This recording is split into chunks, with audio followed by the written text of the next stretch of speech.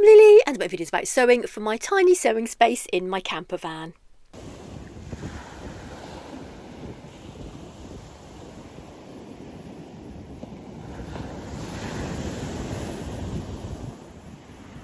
I've made a few different types of bowls, all out of fabric. I've used English paper piecing, I've used little tiny scraps, and I've had great fun. These are the inspiration, these tiny scraps, which they're all blue, all different shades of blue, and they are Liberty scraps. And one of my viewers actually kindly gifted them to me, and they've been left over from a quilt that she'd made, a big quilt, and these are all the little tiny pieces that are left. And to me, they're like a bit forgotten and a bit sad, and I wanted to create something new with them, give them a new story, a new life. Nothing perfect, doesn't have to be perfect, but just make them into something new.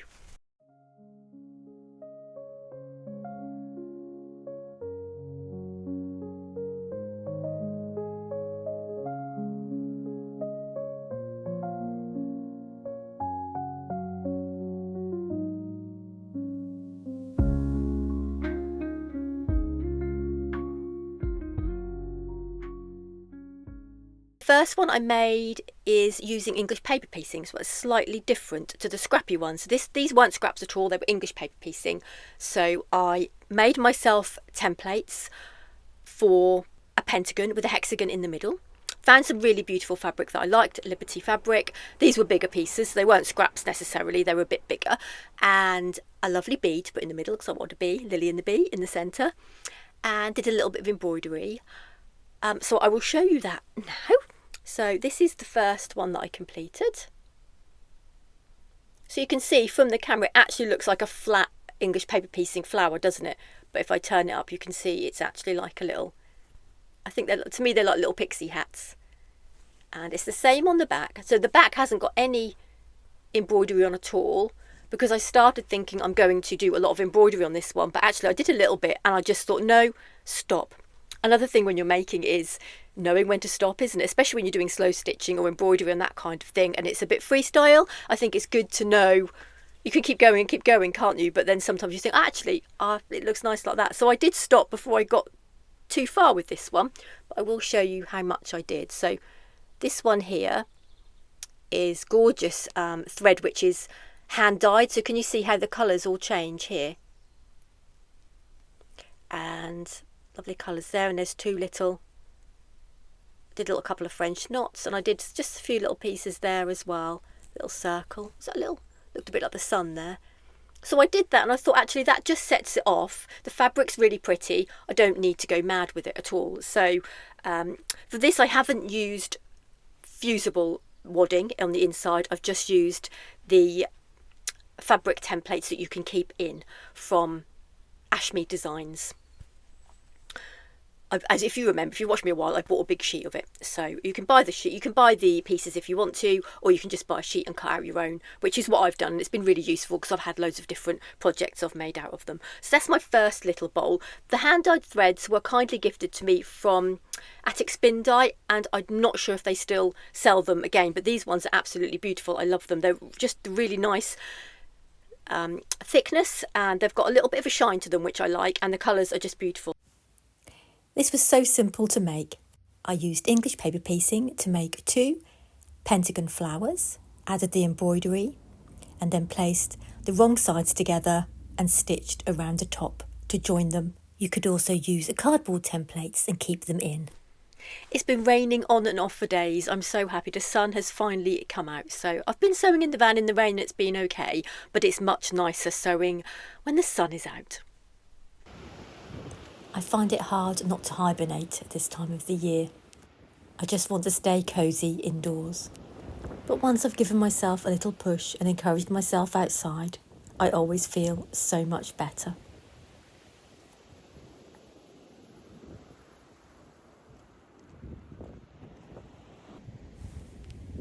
The things we're often told to see as weaknesses, the flaws, the quirks, the signs of wear, are often the very things that give an object or a person its soul. This is my favourite tree, fallen from the cliff edge. But I just love the beauty of the roots, which we wouldn't normally see. The very heart and soul of the tree.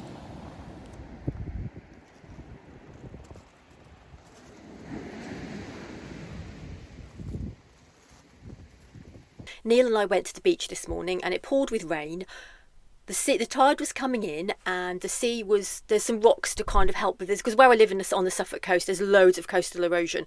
The cliffs are really dangerous. They're sort of a soft clay sand, and they're just falling in. And there is some rocks in places, but the tide was coming in, so you had to either climb over the rocks to get back again, or run through. So I just ran through. I would wait for the wave to go back, but I didn't. I just charged through, and the tide came in, and it all went in my boots. I got absolutely soaked, and then all the way back it was like squelch, squelch, squelch. And my boots are slightly fluffy in the inside, so I had to get the hairdryer out indoors and try and blow my boots. But it was super fun. But anyway, why I'm mentioning that is because Neil, I look for sea glass and sea pottery, which I absolutely love. Neil has this thing about looking for amber, and we have found amber. And if you Google it, the Suffolk coast is it called the something coast? The Sunshine Coast? No, it's something else. Anyway, it's something to do with amber, and you can find amber here apparently, but we only recently started looking for it, probably about a year ago, because he did find a couple of pieces.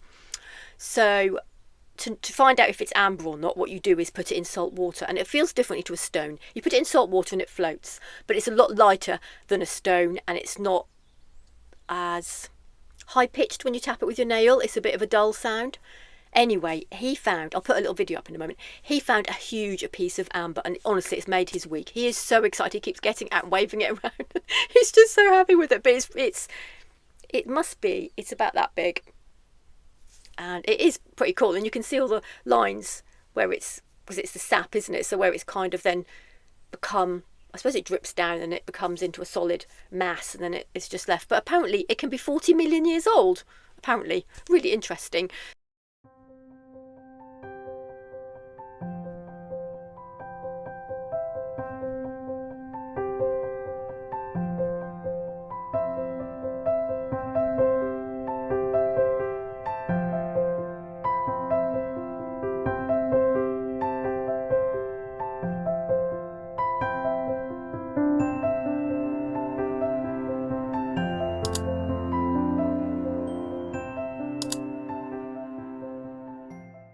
But it's definitely the biggest piece we will find, and I don't think we'll find another piece bigger than that, to be honest. Right, let's go on to the next stage of bowls.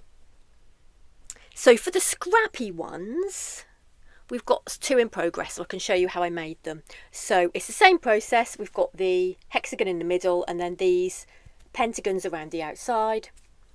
And obviously the length of the hexagon needs to be the same as the length of the pentagon, but you know that anyway, don't you? So, and this is a fusible, so which means when you iron it, the fabric, it will stick to it. Perfect for scraps. And so I've stitched those together. Now you could maybe find a shower. It's because I'm thinking about the rain. You could maybe find a shape that's already like that, but I just felt a bit more comfortable doing it like that. And then, so they're stitched together. Make sure again, this is quite obvious, but make sure the irony side is all the same side. And this is the side that you don't iron. Stitch all those together, lay all your scraps on, iron them all on, and then stitch the edges up. So you can see this one, look closely, I've ironed all the scraps on. Got a little deer in the middle of that one. And you can see the back is plain, but you can see I've now stitched the sides up as well. So now I've got half a bowl, and what I would do is make another one exactly the same, like this. Oh, first you do all your stitching. Do all your embroidery, stitching, slow stitching, go mad. This is not about being perfect. It's just fun. So you're just stitching around there you can think about it and do patterns and whatever you like to do, or you can just stitch round and round and round, which is what I did in my big bowl. I did just stitch round and round, or you could stitch round each piece, which sometimes I do as well. I just stitch round each piece of fabric. Or if you've got a shape, you can stitch around the shape. You can add beads, which I've shown you a few times, but I will show you close up my little bee one there, which I did put some beads in, so you can see that there as well, which is the same shape as that one, but you can see a different size. But yeah, I went to town on that one, didn't I? I've got all sorts. That isn't a real button. That's a button on the fabric. I must remember to show things slowly because I'm not very good. I just go, yep, here's this, yep, here's that, but that's not very helpful, is it? I sort of forget that there in front of me and you'd say, Lily, can you show that slower? So I'll take my time. There we go. And yeah, so this one, stitch it however you like, whatever colours you like. My idea of these blue ones as well, because I've got the blue Liberty scraps and I wanted them to look like I can't remember the name, there's a name for them, but the blue, you'll know which ones I mean, the blue plates that you get with all the patterns on, and I wanted it to look like this, which actually I think it does. So I would do white, when I finish this one, I will do white and maybe some blue stitching. And as I said, when I stitch them together, so I've got two like that, and they're going to be covered, that's going to be covered as well, and that's going to be covered. Line them all up. And with this one, I just did a over and over stitch to the top to join them together. I didn't do a blanket stitch, just did a little fine one. You can't really see the stitches, that's turned out quite neat. And this one I will do a blanket stitch over the top. Just how I've been doing them. Whether you could do it with a contrasting colour, or if you think maybe stitches aren't very neat when you're blanket stitching like me, you can just do a colour that blends in. You can make a feature out of it or not, it's completely up to you. Or you could do an over and over stitch, you could do whatever you like. It's free, it's about playing, it's about using whatever colours you want, it's just about being free, but you've got something usable at the end, which, as you know, with my stitching, I do like to have something at the end. I know everybody doesn't, but I just can't change how I am. I like to have something at the end.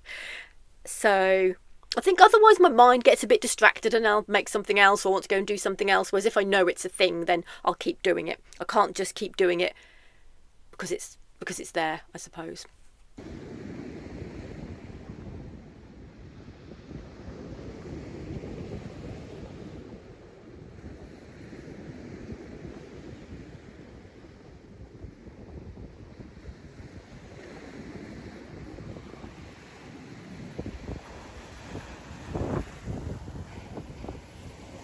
It's been very rainy all day, raining 1 minute and then sunny the next, mostly rain. But we were on the beach and I think it was a lovely sunrise as well, so I took a picture of that. And then I turned around to film and there was a massive rainbow. I didn't even notice it. Neither of us noticed it, just because in Suffolk the sun rises over the sea, so you get this lovely sunrise in the morning, but the rainbow was the opposite side, so we weren't really looking in that direction. I was like, oh, there's a rainbow over there, I haven't seen one for ages. So that was really nice. So even in the horrible rainy weather, we get a lovely rainbow, don't we? And I've knocked my basket over. This is my Easter basket I got from TK Maxx, but it's so helpful.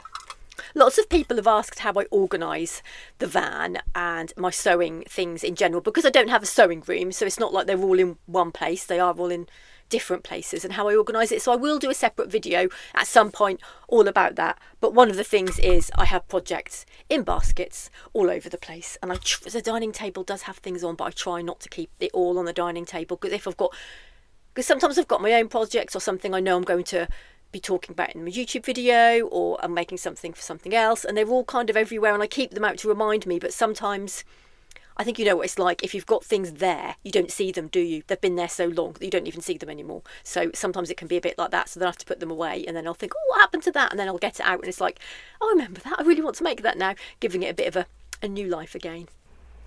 Are you making anything Christmassy? I'm not a big Christmassy maker, to be honest. I make a few little bits and pieces or something wintry, or I don't mind getting a few Christmas things out, but I don't make a lot of Christmas things. So I'm interested to know, are any of you like me? Because I do keep thinking I've got my leaves behind me, which are very autumnal, and although the leaves are all beautiful colours and still autumnal here, I think maybe I should make something a bit wintry for the van, so I don't have to keep it up for Christmas. I can keep it up January, February as well, keep up longer. So I might possibly do that. I've got some nice wintry fabric, but I don't know whether I'll get around to it or not, to be honest. I'm going to show you my big finished bowl now. So I'll show you my templates. They were big. Weetabix and one of Neil's things from work. So this was pointy and I cut straight across there because I started it pointy like the other ones, the pentagon with the point on. Then I thought, actually, I'm going to try it round. So I went a bit brave and cut that off there straight, so then it would go round like that. So that was the kind of size that I wanted. And again, I just found one on the internet and drew round it to make my own templates. So you don't really need to buy anything for these. I've got a lot of bits of cotton, but luckily I've got lots of containers to put them in, so I can put that in there. So here is my finished bowl. So there's the bottom. There's the side. I'll try and show it slowly so everyone can see it properly.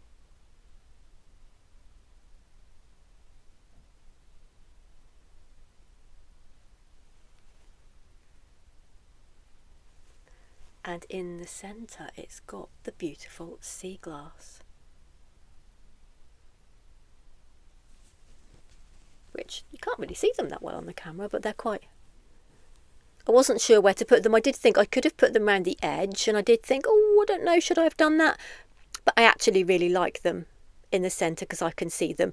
And I wanted to make something with them as well, because I wondered if they'd stay on without me drilling them, because it's quite hard to drill sea glass. There's a special technique to do it, and it's very, very time consuming, and plus it's not very accessible to other people. So if you have yourself, I know not everyone has sea glass, but if you had little pebbles or little stones or shells, you could just stitch around them like that, how I've done. And I've just used normal cotton for this. I haven't used any of the embroidery floss because I thought I wanted to still see the sea glass. So I've used all these, are sort of quite clear, so they would have been see-through glass originally, I would imagine. So I wonder, the sea glass, I wonder what it would have been originally. Bottles, probably.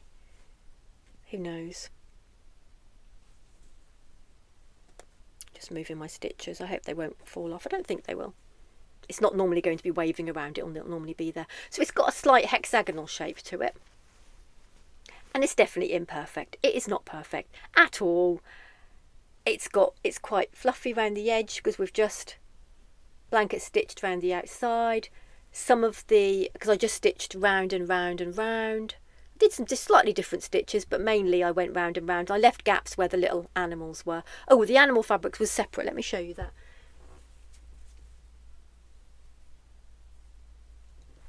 This was left from a little scrap of fabric, which I absolutely love this fabric. So I thought that was perfect. I could cut some of the little shapes and animals off and use that. So I did mix that with the Liberty as well. But you can see in this one, look, I've got my needles in it.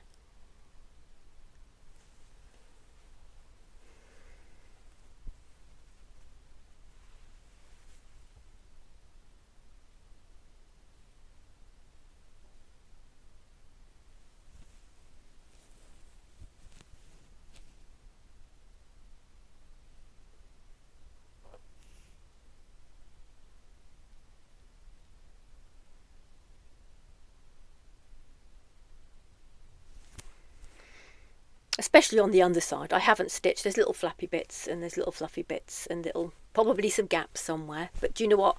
I don't mind, because this little bowl has got a new life. I've given a new life to beach combed sea glass and little tiny pieces of Liberty left from a quilt. And none of those things thought they were ever going to turn into a bowl, did they? But they have. So I don't know what I'm going to use it for. Probably just lay on the table and think, that looks nice. I don't know what I'm going to put in it. I'll put it behind me there. It looks nice in the van, doesn't it? A big thank you for all the positive comments on my last few videos. It's been so lovely. I really love reading all of your comments, and a big welcome to all the new subscribers as well. I appreciate you all, and of course I also appreciate the people who've been watching all along, as I know some of you have been watching right from the beginning. I hope you all have a wonderful week, and I will see you again very soon. Bye.